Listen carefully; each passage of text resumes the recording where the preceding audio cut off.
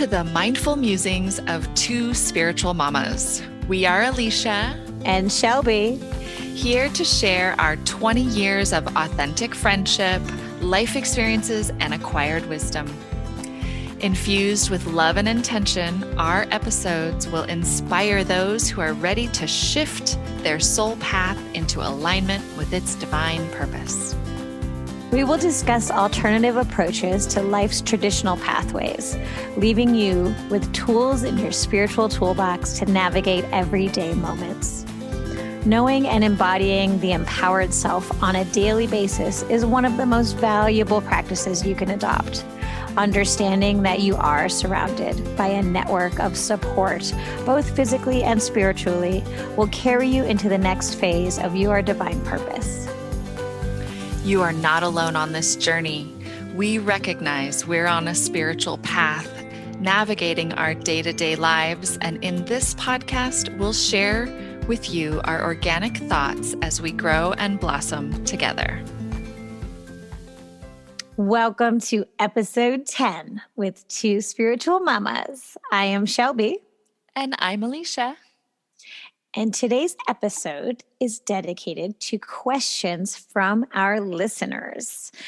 After 300 downloads, we are excited to tap into some curiosities of yours and give you some feedback.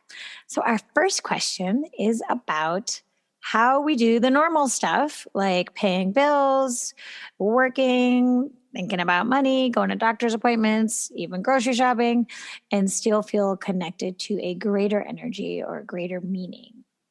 Alicia, what say you? Well, the number one thing in presence and mindfulness in doing any of the day-to-day mundane things is to have gratitude.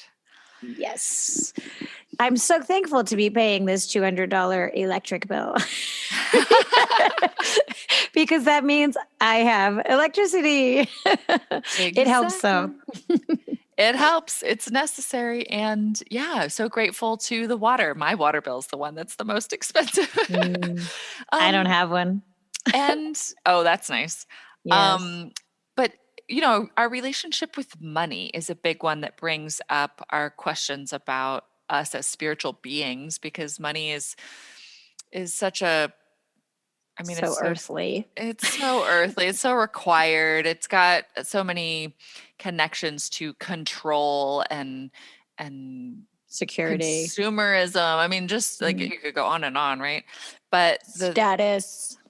The thing about money is, if we look at it from a spiritual perspective, it's abundance, it's flow, it's the ability to be that conduit of abundance. So I love the concept that source is my source. It's my source of money. It's not my job that's my source of money. It's not my house that's my source of security.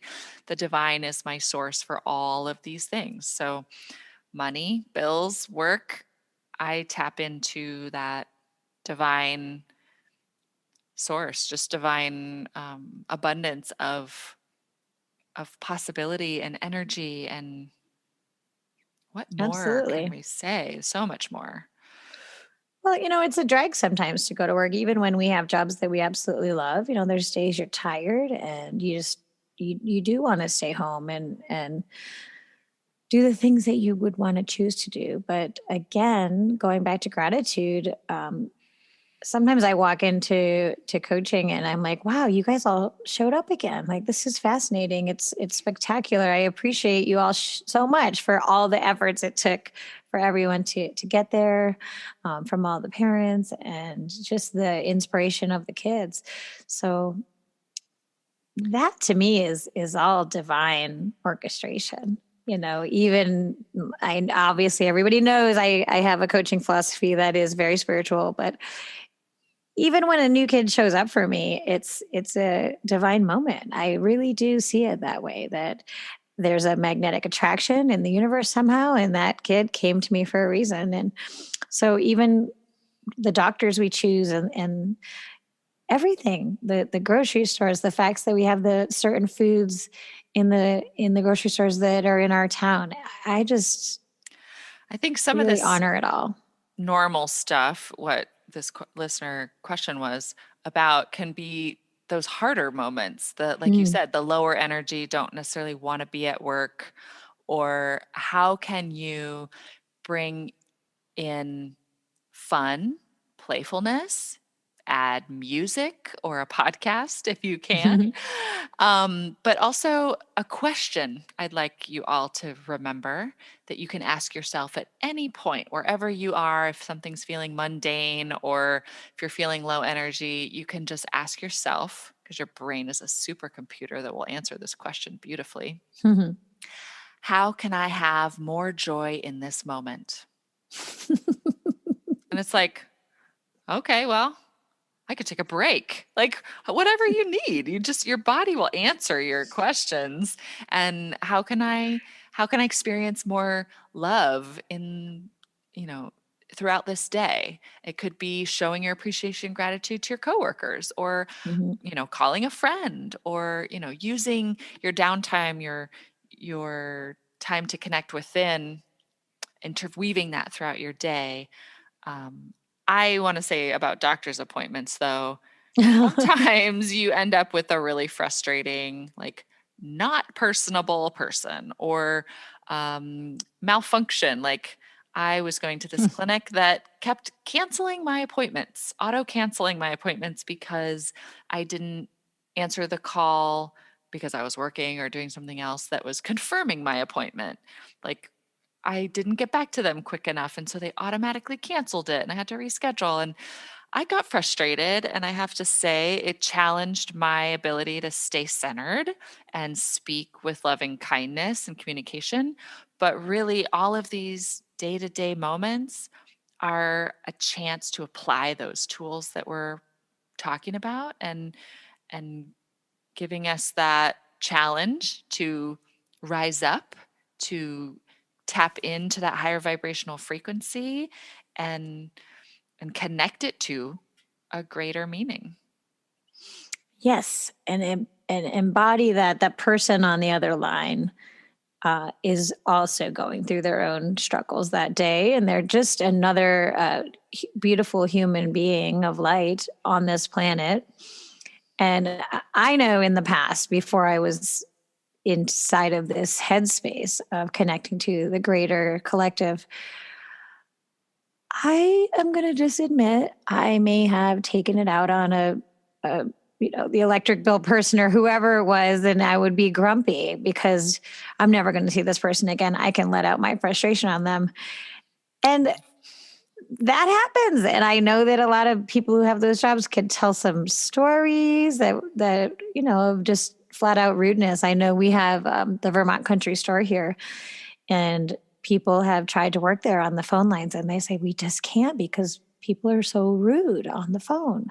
Mm. So, again, like you said, every opportunity, every chance, I had to call Vermont tax accounting, whatever, yesterday because somehow my tax ID number got changed, or I am not even sure what I'm talking about really, but I'm It still was investigating it. confusing and But complicated, I'm and I'm getting these threatening letters like, if you don't fix this, and I'm like, I never changed it. So what is there to fix? And I just had this lovely conversation with the guy, and he was so helpful and so pleasant, and it could have been so challenging and frustrating, but it was joyful. And I think it's fun to then say, I left that guy's day a little bit brighter. And that's the benefit too of showing up and being fully your bright light and embodying these things that we talk about, being spiritual in your day to day life. You get the benefit of feeling that beautiful satisfaction of having a wonderful conversation, or leaving someone feeling better than when you started a conversation with them. And this is how spirit works. These are Mhm. those little moments that you can see God in play. Yeah, absolutely. And again, like we've talked about in previous episodes, you go to bed that night saying, I might have made that person's day a little bit shinier. Even though I was calling frustrated and confused, we worked through it, and that's collaboration. So, Totally. yay. Wonderful. Well, I hope that answered your question about that and at least gave you a little more guidance. Feel free to check back in with us and see if that was helpful. Our next question comes from one of our listeners that asked us personally, at what point did you know you were on a journey to becoming a shaman? Shelby, you want to talk about at least what shaman means to start with, and then your personal journey? Well, it's actually interesting because that word always was very daunting to me. It's of a different continent, it's of a different culture. And I always felt like it was something that wasn't attainable for, this Massachusetts born girl. Um, and it wasn't until one of my lifelong friends, he said, Shelby, what does shaman really mean? It means teacher. And you have been a teacher your whole life. That's definitely something I will not contest. I love to teach. I love to teach. I love to learn and regurgitate that up in a more creative way. And so it was interesting how words can really hold you back. And then when he said that to me, I was like, huh, that's so awesome. Like, I am going to be a shaman in my way, and I say that I'm studying shamanism because I think it's a spectacular um, overview. I was brought up religious, and I've stepped back and said I'd like to be a little bit more spiritual. And shamanism is, to me, this umbrella over a lot of religions, and it encompasses so much more of a wider girth, including the earth. Did you hear that rhyme? So um, that was almost when I gave myself permission to be a healer and to be a shaman or a teacher. But it was kind of neat because for me, I'd always studied West African dance. My dad was a drummer, so I love rhythm. And then when I found uh, West African dance, actually in Montana, which is a hilarious place to find West African um, studies, I was so enamored with the collaboration between the drummer and the dancer, and that it was a silent, well, not silent at all. It was a unspoken communication. And then I started to study tribal belly dance, which, although created in California and the United States, it's a collaborative dance style that you go off of cues and transitions. And so again, it's an unspoken communication. So all of that is kind of leading me into this wonderful place of collaboration. And then, of Collaboration course, with the divine. with the divine and with the intuitive and with the quick thinking. And so yes, and then finally, I think I said to you earlier, I wasn't always secure in teaching to adults because I didn't feel like I had my crap together as an adult human yet. And so I stuck with the kids and the cartwheels and the dancing. Um, but yeah, after the last 7 years of doing ceremony and medicine, I've definitely grown and have a lot more confidence. And here I am talking my talk on the podcast.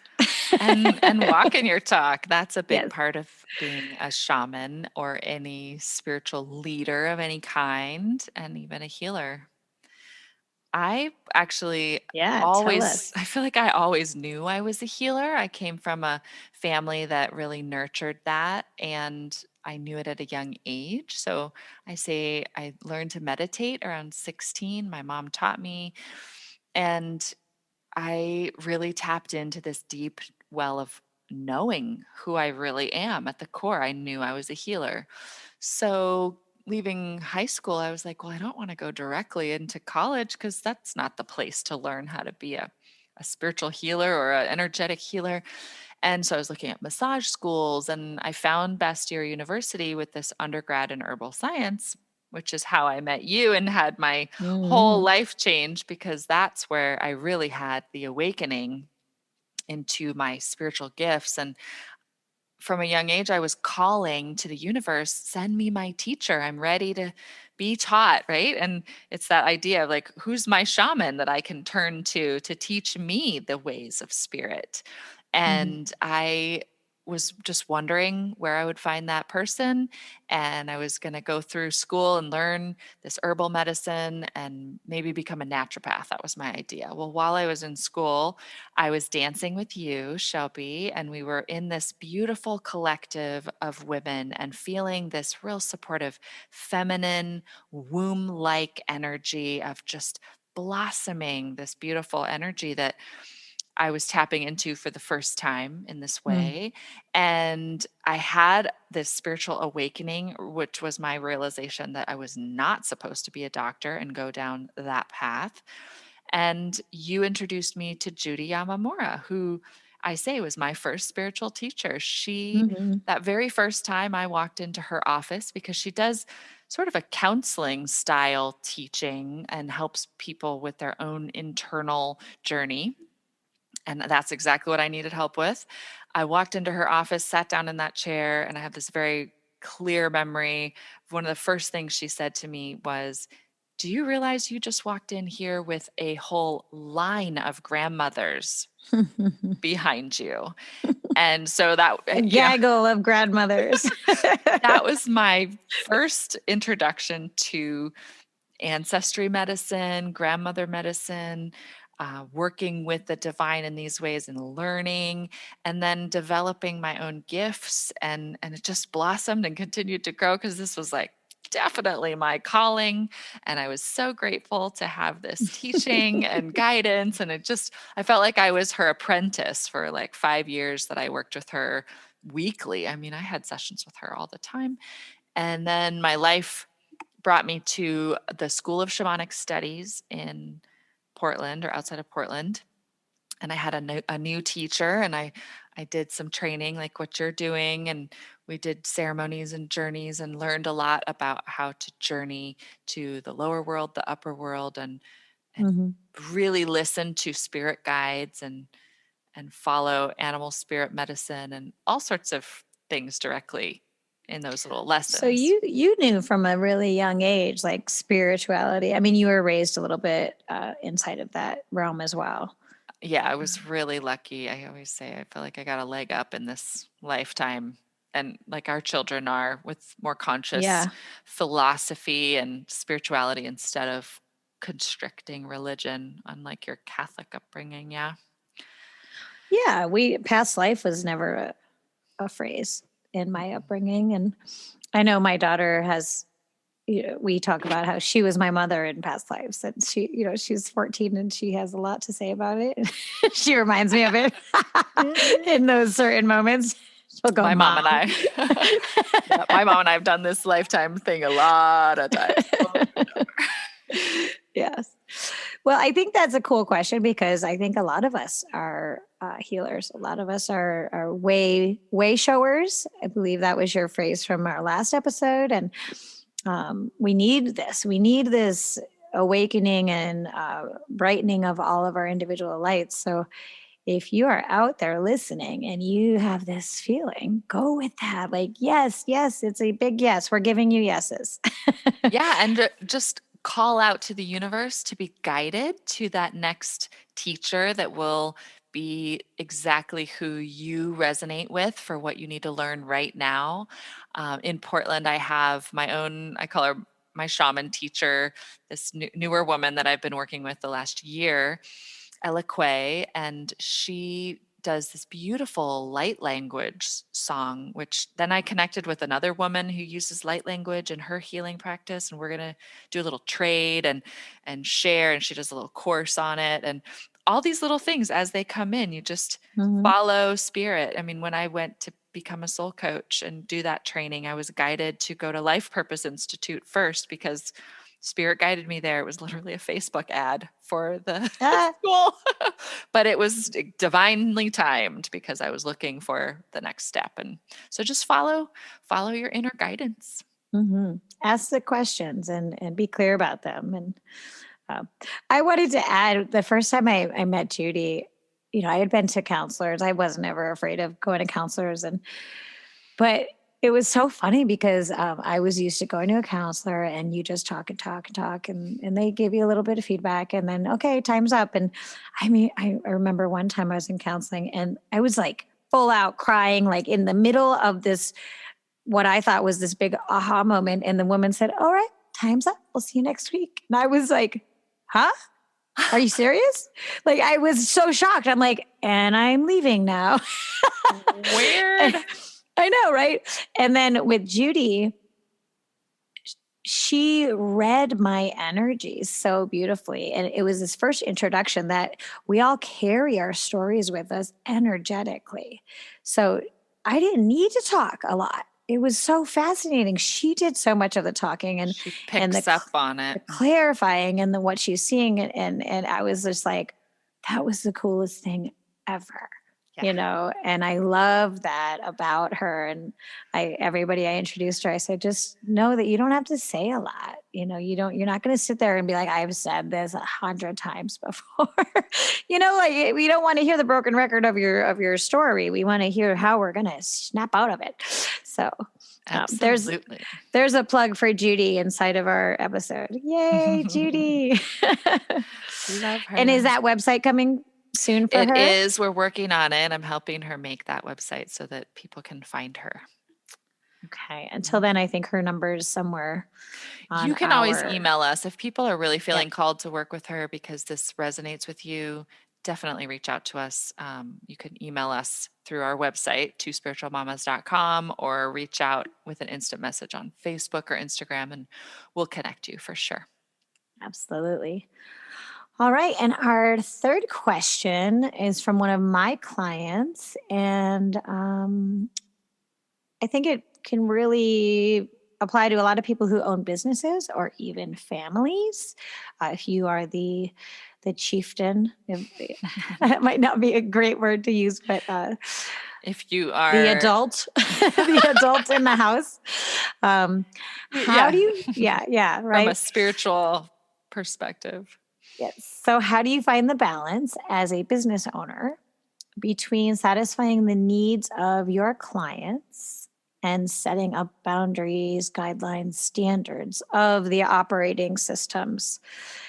And to clarify that question, it to me it means I could be catering to people all the time because my heart is huge, and everybody has special circumstances and needs, and everybody's amazing and could always use help. But I quickly found out in my business, especially with the layers. I have an interesting business because my students are children. So I have this core that you call my clients, but I call them my students. And then I call them the parents, the clients. So I have this like second tier, and it basically doubles your workload, It does. So A lot of people to communicate with. it's a little overwhelming at times. And so what I have found, and I think this is important with parenting too, is you do have to set up your boundaries. You have to set up your guidelines, set up your operating systems, like you would at a computer. Um, with the best intentions in mind, and satisfying the most needs, and then stick with it, because if you start to make exceptions, so think about this with children. If you've got 4 children and you make an exception to that second kid, when they turned 13 they got to do this, then the rest of your parenting with the other 2 children is going to be about catering, or not catering, but trying to manage that exception that you made for that other kid. And then, well, why did she get that? And so I think it's just important, and we talk about this with our boundary setting podcast, to just stick with it and to explain why you have to stick with it, and to be nurturing and loving around it. Because of course, inside of a mother-daughter or mother-son situation, you're not always going to make your children happy when you say, this is how it goes. You have to do the dishes after we eat. I know you feel like relaxing, but this is the operating system of this kitchen. Yeah, and it's having that firm boundary, but communicating with kindness, loving Mhm. unconditionally, and also it's a teaching moment, right? I mean, you teach your clients or your family or your friends how to treat you and how you Yes. want to be treated in your life. That's part of the communication and then the boundary setting. Hmm. And I hope at least in my situation, everybody knows I will bend over backwards for anybody that truly authentically needs it. But in the grand scheme of everyday maintenance and the time I reserve for my business and then the time I truly do need for myself and my family, those are big boundaries. So stick with your operating system. Well, then the question maybe is, how do you discern when to be firm with the boundary and when to be flexible? Well, that is the ever going question, Alicia. I think you really have to stick with what the two spiritual mamas have taught you is to use your instincts and your Intuition. intuition Mhm. with each situation. And in some situations, you might say the pattern of this particular parent or this particular child is more needy. And I have to be a little firmer with this boundary.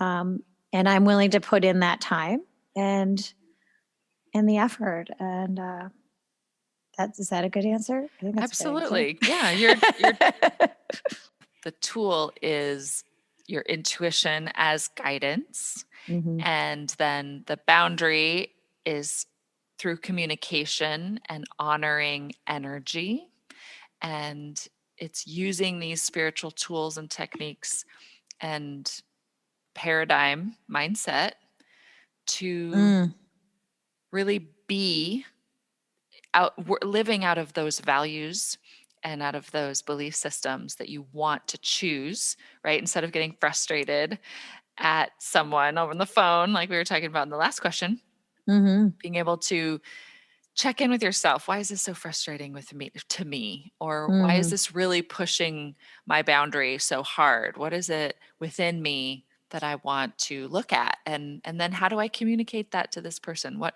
are they even capable of hearing from me at this moment? Right. And it does take a lot of communication skills, I think, Hmm. to run a business, especially, but within families, within communities, that's so vital and important. And I kind of I wish one of our children would have asked us this question. So it could have been just directly at the mama child, but how important is it to establish with your children that you are not their servant? You Haha. know, like this is the clear boundary that you do put your dishes away from the living room, or, you know, that you put your shoes away when you walk in the house, not me. Like I do remember my mom saying, shout out to mom, I know exactly where you've been in this house, Shelby, because I could follow your trail. That's I'm cute. like, oh, but you know, I learned to clean up after myself. And I just do think it's important for kids and all of us to know what is ours, what is our responsibility. And I think that comes through empowerment Hmm. and teaching people that, what would it be called? That self respect, Yeah.